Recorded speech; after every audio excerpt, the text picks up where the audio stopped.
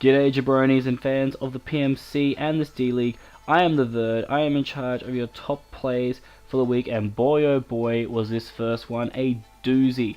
I have 5 great plays for you guys to check out. If you agree with them, awesome. If you don't, tough luck, because what I say goes. If you don't feel like I've done a good job, let me know in the comments. But without further ado, for this opening season of the PMC D-League, let's get cracking on with our top plays. So coming in at number 5, we have a play from the Portland Crobats and Baltimore Oriolus match, which is mainly going to focus on how momentum can be used to work incredibly in your favour, as exhibited by Portland and their coach, Akki. With Ember being such an important Pokemon to try and wall, the Portland Crobats decided to go into their Landorus, which ends up being a Choice Scarf Landorus, so it's not going to be able to take this Adamant Life Orb Flare Blitz too great. However, knowing this, Akki makes a really smart and also very aggressive prediction that works in his favour. He knows that he can kill the Ember here with an Earthquake, but the Ember and CJ, they know that too, so he's going to make the aggressive play here into his Mega Lopunny, predicting obviously for the Ember to go for Sucker Punch. Now if he'd gone for Flare Blitz here, it would have been bad play, but you know what, Sucker Punch did go off, he predicted correctly. Then he's going to predict CJ to want to go into Mushana, which is the dedicated water Lopunny, and he's going to be able to bake that in really easily and fire off a Baton Pass, which is going to allow him to go out to his Acelgor to set up some spikes. These series of plays really helped Akki take control of the game and just control that constant momentum. In at number 4, we have the Rock Sliding Garchomp that basically crushed Trev and the Atlanta Braviaries, and this came of course from their match against the Washington Talonflames. We start this play with the Braviaries actually in control. They were able to lure in the Gengar, which Skuntank can quite easily trap and take out with the Pursuit. So things are looking pretty good for Trev at this age, but as you can see, Trev's team doesn't really have a solid answer for a very offensive Garchomp. His only way of stopping an Earthquake is actually his Tornadus Therian. And so a really good play is made here from the Washington Talonflames. First off, knowing that Skuntank's best way of hitting a Garchomp is going to be HP Ice is always going to fill you with a bit of confidence, but it allows him to go aggressively into Garchomp here. And looking at the way things are lining up, like I said, there is only one switch in on the Braviary's entire team to an Earthquake from a Garchomp, and that is the Tornadus. Now, even if they got into Ordino, it was still damage here with the Rock Slide. I think that was the whole point of the play, was the Ordino switch was incredibly obvious. They predicted the Tornadus to come in here, and they were able to go straight for that Rock Slide. Now with this Rock Slide OHKOing the Tornadus, the Braviaries had no more switch-ins for Garchomp's EQ, and it would proceed to dominate their battle and lead the Washington Talonflames to a well-earned victory. Coming in at number 3, we are looking at the late game Genesect sweep from the Kansas City Kakunas up against the Mesquite Mesprits. After a Mamoswine Ice Shard leveled the scores at 2-all, it was Mamoswine and a Scarf Genesect up against the combination of a Conkeldurr, which is about half health, and a basically full health Latios.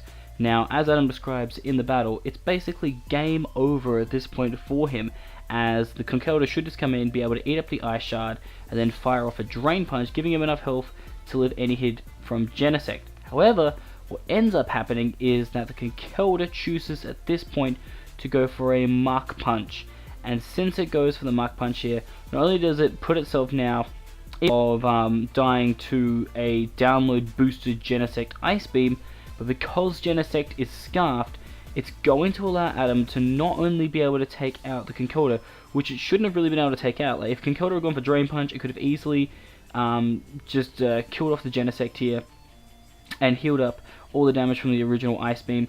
But now he's able to take out the Conkeldurr, and then definitely a +1 Ice Beam from a Genesect is going to be enough to take out the final Pokemon on the Mesquite Mesprits team, the Life Orb Latios, which is going to allow the Kansas City Kakunas to get a really clutch 1-0 victory in their opening week match. Coming in at the number 2 spot this week is the Mandibuzz used by Dolphin in the Volcate Zoroarks match against the Maxximum Charizards, or a Mandibuzz that we should now call the Destroyer. To set the scene here, it really starts off, and this is basically the best way to describe it, Hippo missing that Toxic is, as you're going to see, matters so much, because this Mandibuzz is about to put in work on this team. After Dusknoir was able to get rid of the Swampert, weaken the Tentacruel, and burn the Hippo, Mandibuzz is about to go in on this team. It's going to start by knocking off Hippo's lefties, which is going to weaken its longevity. It is then going to eat up a Choice Scarf, Jinx's Ice Beam, and retaliate with a knockoff to pick up its first of a few kills in this battle. As you're going to see, the combination of Taunt and knockoff was fantastic, Mandibuzz shutting down Hippo and also allowing it to then pick up the kill of Tentacruel, which was basically a sack at the time. And then finishing things off against a Thunder Waving, Focus Blasting Alakazam, it was able to get off a cheeky roost here to basically allow it to then also stall out the Hippo and weaken the Hitmonlee as well before eventually going down. Although in another series I'm going to talk about how Mandibuzz could have gone down earlier. Mandibuzz was able to survive to this stage and was able to pick up its third kill of the battle. So even in a team filled with Mega Aerodactyl, Dugtrio, Raikou, and Greninja, I don't think anybody expected, especially Dolphin himself, to see Mandibuzz pick up 3 kills in this battle, but it put in some seriously good work, breaking down the cores, and it definitely deserved the number 2 play for this week. And of course, at number 1, guys, we had to have the amazing finish to the New York Metagross and Maryland Mienshaos match. Definitely the match of the week. This was insane. So the reason this was my number 1 was how ridiculous the final scenes of this battle was. Down 3-1, Jack was able to stall out with his Pressure Kyurem to force the Cresselia into struggling at this stage, which was crazy. The Volcanion was incredibly weakened, Rhyperior, I believe, was paralyzed as well at the time, and so all Jack really had to do was consolidate here with Kyurem, and the match was practically his at that stage. He gets a nice crit here, and as you can see, Cress lives on 1 HP with the struggle. Now the struggle hits here don't really matter too much to the damage output, as Kyurem though is going to use its last Ice Beam to take out Cresselia. Instead, he could have gone for an Earth Power and kept himself reserved, because it's going to cost Jack big time here, because he doesn't have the Ice Beams left, Earth Power is not going to be able to kill that Rhyperior, which means he's going to be able to connect with the Rock Blast and pick up an amazing 2-0 win in hands down the match of the week. 120 turns. That match was freaking insane. If you haven't seen it yet, definitely go watch that one.